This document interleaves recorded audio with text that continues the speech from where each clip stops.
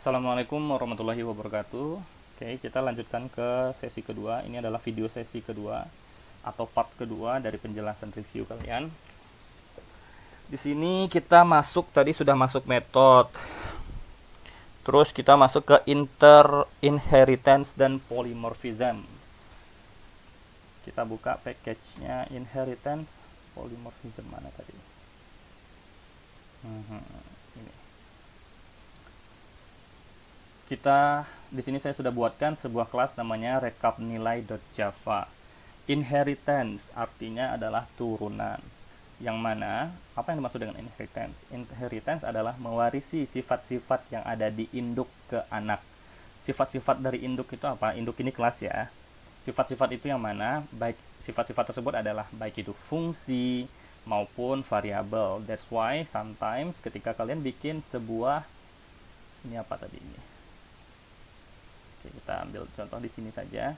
Ketika kalian bikin sebuah skema diagram nantinya, itu akan ada di sini nama kelasnya misalnya coba-coba. Coba-coba. Terus di bawahnya ada kolom-kolom atribut yang kalian gunakan, misalnya nama, gaji. Terus fungsi yang ada get nama, get gaji. Nah, kurang lebih nanti kalian bikin semacam ini. Kalian bikin semacam hal ini untuk kelas diagram di laporan kalian. Oke, saya ganti dulu.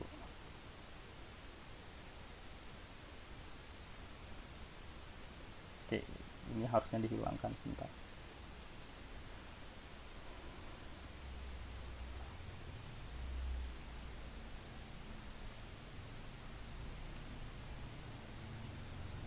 Oke, mungkin kalau udah nggak asing dengan bentuk ini adalah bentuk dari kelas diagram yang akan kalian bikin untuk di project. Jadi tujuannya kelas diagram ini apa? Jadi akan ada banyak nanti kotak-kotak seperti ini, itu sesuai dengan kelas-kelas yang ada di aplikasi atau project kalian, dan setiap kelasnya itu memiliki relasi gitu ya. Nah, itulah kelas diagram untuk menggampangkan saya atau fakulti yang lainnya memeriksa udah bener belum skema relasi kalian kayak gitu. Oke, kita lanjutkan. Tadi apa sih bahasnya? Oh, inheritance ya. Inheritance, turunan. Jadi, sifat-sifat yang ada di dalam suatu kelas, kita katakan kelas induk, akan diturunkan ke kelas anak. Sifat-sifatnya yang mana saja, yaitu baik itu atribut dan fungsi-fungsi yang ada.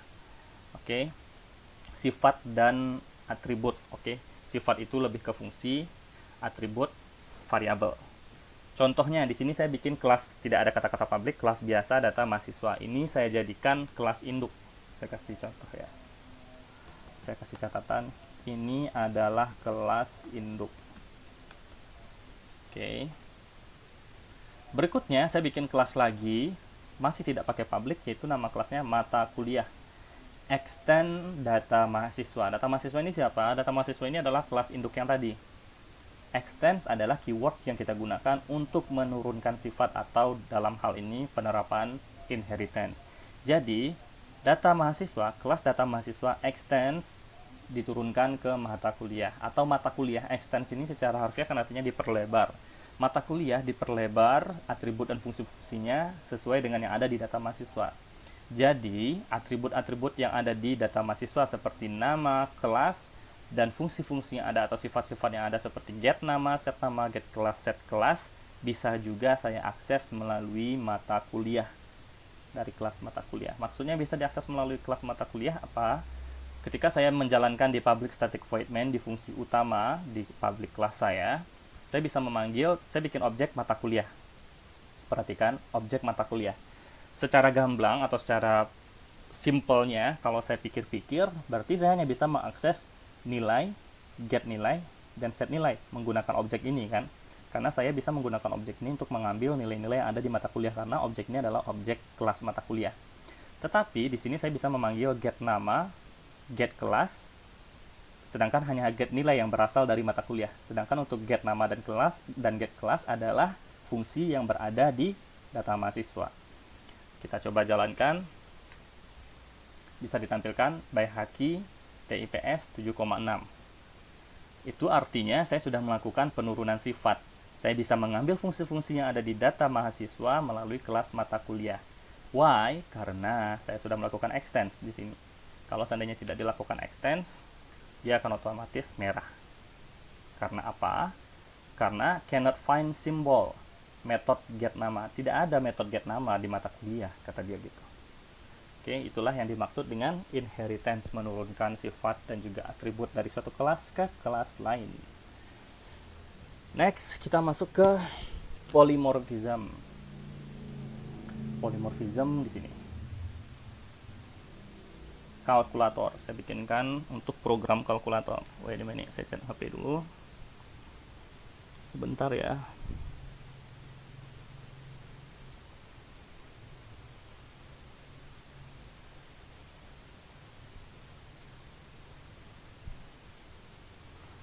Oke, kita lanjutkan. Oke, kita lanjutkan. Di sini saya bikin sebuah kelas namanya fungsi kalkulator. Untuk fungsi kalkulator, tadi sudah disebutkan sebelumnya. Polymorphism itu artinya apa? Poly, banyak. Morphi, bentuk. Dia memiliki banyak bentuk. Jadi, beberapa fungsi atau fungsi dengan nama yang sama tetapi memiliki bentuk berbeda. Jadi, fungsinya banyak gitu ya. Jadi ada banyak fungsi, tapi nama fungsinya sama.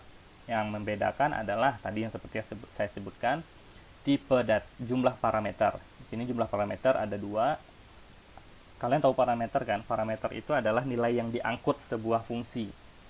Fungsi di sini adalah add. Nah, yang mengangkut itu maksudnya apa?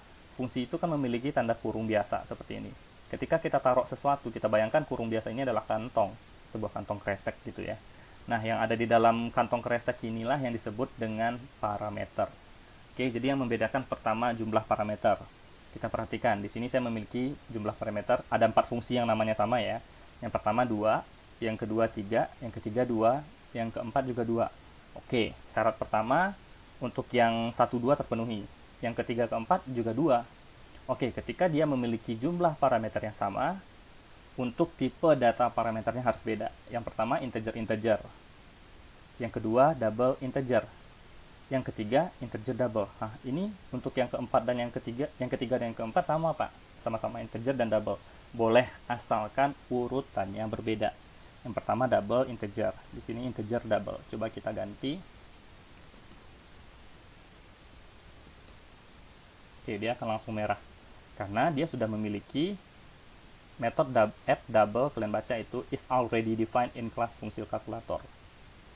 Oke, jadi syaratnya saya tuliskan di sini di komentar. Syarat polymorphism adalah 1. Jumlah parameter beda. Yang kedua, urutan parameter berbeda. Yang ketiga, ketika urutan tipe datanya harus berbeda. Tipe data parameter berbeda. Oke, silahkan kalian pahami lagi. Kita lanjutkan. Ini untuk pemanggilannya. Kalian cukup manggil. Nah, muncul pertanyaan. Lalu gimana Pak ketika sebuah kelas tersebut saya memanggil fungsi si add? Fungsi add kan ada 4. Dari mana si program saya itu tahu yang saya maksud adalah fungsi yang pertama kah? Atau fungsi yang kedua kah, ketiga, atau yang seterusnya. Sebentar.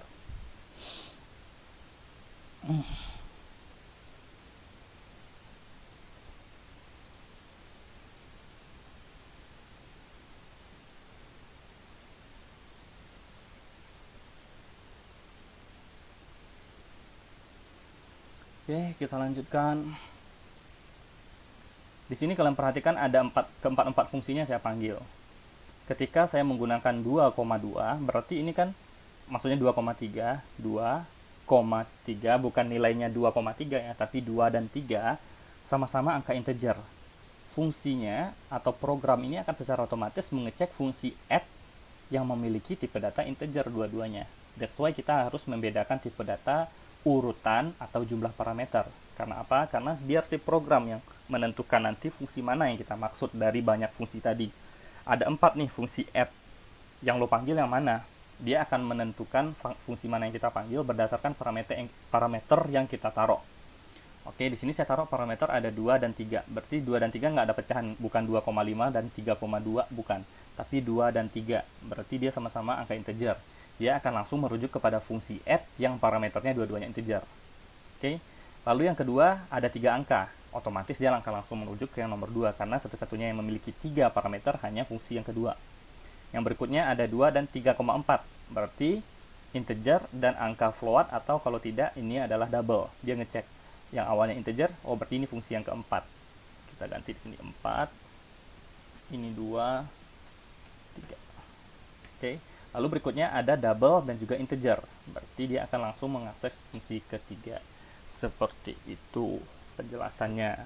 Oke, jadi pahami lagi tentang apa itu polymorphism. Ini akan bermanfaat nanti untuk aplikasi-aplikasi yang paling sederhana, contohnya kalkulator ini. Oke, saya jadi terinspirasi juga. Berarti ditambah tugasnya di sini. Tugas kalkulator sederhana.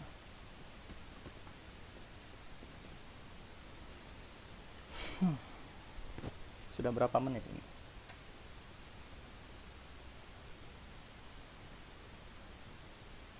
Tidak terlihat menitnya, pemirsa. Sudah, kita lanjut saja. Berikutnya setelah inheritance dan polymorphism, kita bahas tentang method overriding. Oke, overriding tadi ada di kelas mana ya? Inheritance, ya, contoh overriding. Overriding, berarti kita menyebutnya juga overriding. Ditulis ulang, bahasa harfiahnya atau bahasa translate-nya ditulis ulang. Berarti kita fungsi yang sudah ada kita tulis ulang fungsi tersebut. Contohnya, di sini saya buat sebuah kelas namanya data kampus. Data kampus tersebut saya memiliki fungsi, kelas data kampus tersebut memiliki fungsi nama dan fungsi nomor. Lalu saya memiliki dua buah kelas lagi, mahasiswa dan dosen, yang mana kedua-dua kelas tersebut mengextend atau menuruni sifat-sifat dan juga atribut dari kelas induknya, yaitu data kampus tadi. Berarti mahasiswa extend data kampus, dosen extend data kampus. Hanya saja untuk fungsi nomor yang ada di data kampus saya override. Oke. Saya override di dalam fungsi di dalam kelas masing-masing, baik kelas mahasiswa maupun kelas dosen. Contohnya, ketika di kelas data kampus untuk fungsi nomor tersebut dia akan menampilkan tulisan ID.2, itu aja. Seperti ini yang saya blok sekarang. Nanti ketika saya objeknya saya menggunakan objek mahasiswa ataupun objek dosen akan berbeda. Untuk nomor di mahasiswa tulisannya akan berganti menjadi nomor registrasi mahasiswa. Ketika di dosen berubah menjadi nomor induk pegawai. Kita coba lihat contoh penerapannya. Di sini saya bikin 3 objek masing-masing untuk 3 kelas tersebut, yaitu kelas data kampus, kelas mahasiswa, dan kelas dosen. Yang mana kelas data kampus adalah kelas induk, dan mahasiswa adalah kelas anak, dan dosen juga kelas anak. Saya bikin data kampus A, objeknya A, dia merujuk ke data kampus itu sendiri juga. Data kampus dengan referensi objek miliknya sendiri. Berikutnya data kampus, nama objeknya B, dia mereferensi atau merujuk ke kelas mahasiswa. Data kampus dengan referensi objek mahasiswa. Begitu juga dengan data kampus dengan objek C, dia merujuk ke kelas dosen. Data kampus dengan referensi objek dosen. Kita panggil A.nomor. Berarti harusnya dia akan memanggil fungsi nomor yang ada di data kampus.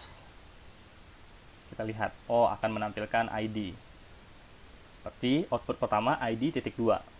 Berikutnya A.nama. Dia akan merujuk ke fungsi nama yang ada di A tadi milik siapa? Milik data kampus. Kita lihat di data kampus ada nama.2. Berarti output kedua nama.2. Output 1 tadi kan ID.2, output 2 nama.2. Yang berikutnya output ketiga B.nomor.